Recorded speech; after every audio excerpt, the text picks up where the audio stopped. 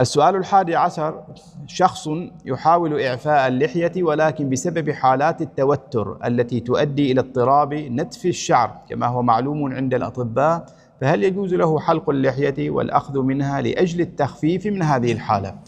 هذه الحالات حالات الأمراض النفسية، أنا لا أستطيع أن أشخص حالته مباشرة الآن، لكنها حقا قد تبلغ حالات معينة. هؤلاء الأشخاص ينتفون شعورهم بمعنى الكلمة دون أن يشعروا، وهؤلاء الأشخاص أيضا أحيانا يمسكون جلدهم هكذا بأظفارهم إلى أن يخرج الدم دون أن يشعروا، لحالات مرضية نفسية مؤلمة حقا.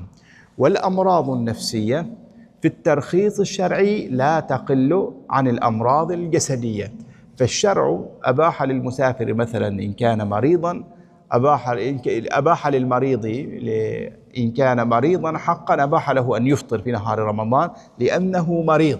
وكلمة المريض هنا لا نخصها بالأمراض الجسدية، هذا هو الشائع، لكن الأمراض النفسية موجودة وبكثرة مع هذه الشواغل الكثيرة الآن، ومع هذه وسائل التواصل الميسورة عند كل أحد، ازداد فيها العنف على الآخرين، التنمر عليهم كما هو المصطلح الموجود.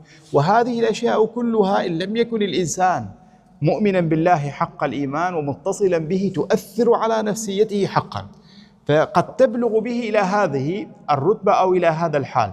إن بلغ به الحال إلى هذا الأمر أنه ينزع شعره نزعا بسبب هذا المرض النفسي، فهنا يمكن أن يرخص له بسبب هذا المرض وأن يعود إلى أصل الشرع حينما يمن الله تعالى عليه بالعافية، والله أعلم.